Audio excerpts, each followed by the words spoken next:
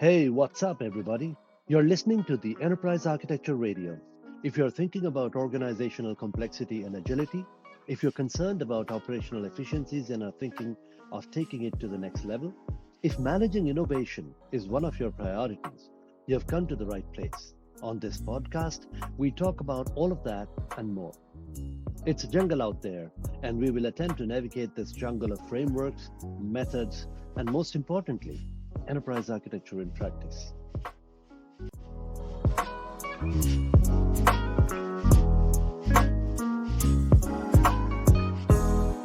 Welcome to the episode 4 of Enterprise Architecture Radio. Until now, we have talked about large, disruptive, transformational innovation. And that was the topic of my discussion first, because these are very difficult to pull off because of the cultural challenges and the fear of change. That may give you the impression that the small evolutionary changes should be easy, but these changes also have their own set of challenges. There are two ways that an organization can grow. First is organically. Organic growth is usually the slow change. More products and services get added to the catalog, more business functions get added, organization grows geographically as the markets expand. The organizational hierarchy gets deeper and it becomes necessary to delegate decision authority. And slowly, people start taking decisions about technology, vendors, partners, and whatnot in silos. And we start losing efficiencies. The second way that the organization grows is inorganically. This is through mergers and acquisitions. Sure, there is an M&A team that takes care of these events, but there's still only so much that they can do. The leadership wants to leverage the benefits that these mergers and acquisitions bring in. This means that the teams that are usually involved in undertaking the integration are in a hurry to leverage the benefits of the integration. This, due to the time pressure, usually forces the teams to cut corners. The integration is usually quick and dirty and not the most efficient. This means that there are areas where a bigger picture view could have helped in making the integration more efficient, which gets left out. And then once the integration is complete, these areas are never looked into, and the team usually moves on to their next big project. At some point, the leadership notices that the operational costs of the organization are increasing, and in trying to manage the bottom line, they end up taking measures that are probably not the best for the organization. People get laid off, strategic project budgets get cut, and the organization is left none the wiser. But then it is not just about costs. These changes, because of the silos and because of the inefficient integrations, usually make the organization more rigid, simply because there are nooks and corners of the organization that are not very well understood. There are processes that are known only to the subject matter experts, tools and partnership contracts that are managed by specific teams within the parts of the organization, and then dependencies that are difficult to manage. Overall, the organization becomes monolithic, less modular, and difficult to change. And the general impression is created that large enterprises are less agile than young startups. The very thing that makes the young startups more agile is the understanding of the founders about their new and simple organization. They understand all the technologies that they're using, all the products and services in their catalog, all the different moving parts and business models off the top of their head. So any transformation or change in direction is easy to analyze and outcomes easy to understand. Take the example of Uber. It has a simple business model. Well, simpler than a pharma or a healthcare company, anyways. And I'm not going to explain the entire business model. They're on a cab platform. Cab owners register as, well, cab owners, and customer book cabs on their app.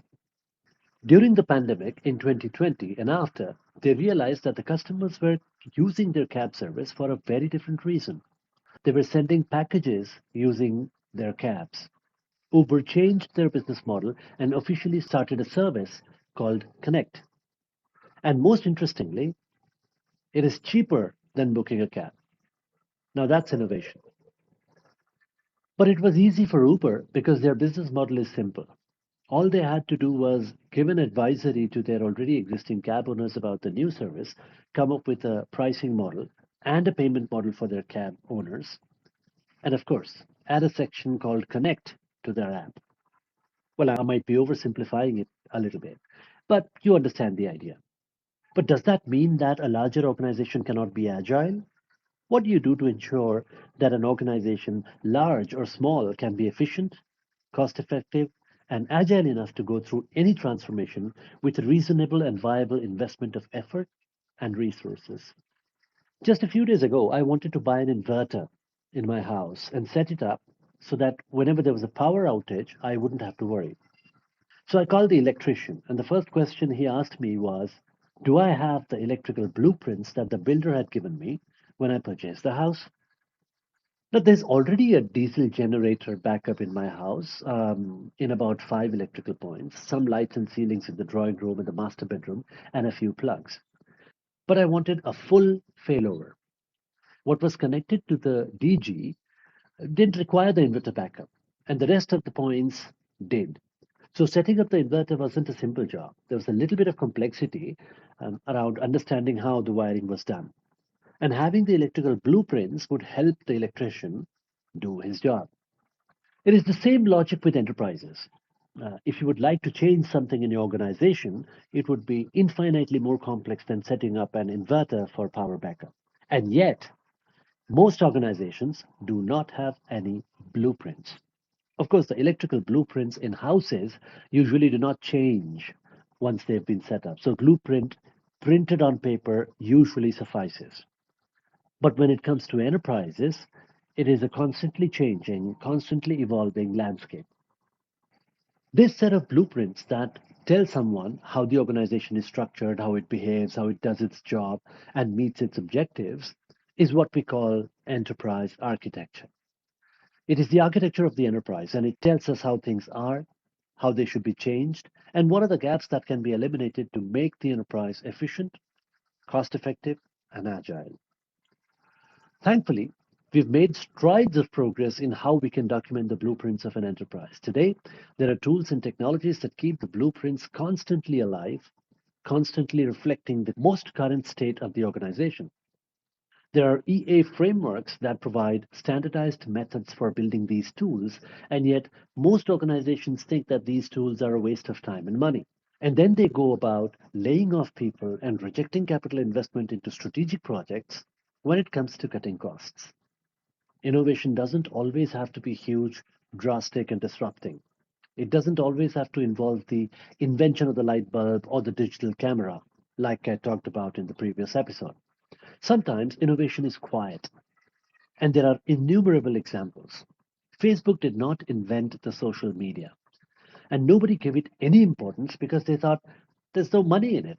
And yet today, it is the biggest giant in social media. Walmart did not invent the business model of selling things cheap. Economies of scale, division of labor, and specialization were suggested by Adam Smith many years ago in his book, The Enquiry into the Wealth of Nations. Nobody clearly understood what they were doing or how they were remaining efficient. And yet, Walmart ate up all its competitors and became the biggest in retail. Pan American Airlines was the big disruption. They practically invented all kinds of airplanes, were a major contributor to the jet engine, and were the first to fly internationally. And yet, it was American Airlines that survived after the deregulation of the airlines industry in 1978. It's a beautiful story about how American Airlines continuously kept making itself more and more efficient. Look it up. These small operational efficiencies, small changes, constantly working on improving the products and services by making minute course corrections, in the long run can make a huge difference. And a good, mature EA capability in the enterprise can help leaders achieve just that. Make small course corrections as they go along, and also manage large disruptive transformational innovation in their stride. EA makes organizational agility possible. EA eliminates the fear of change. In fact, EA makes an organization look forward to change. That's all I have for you today, folks. I hope you enjoyed the show.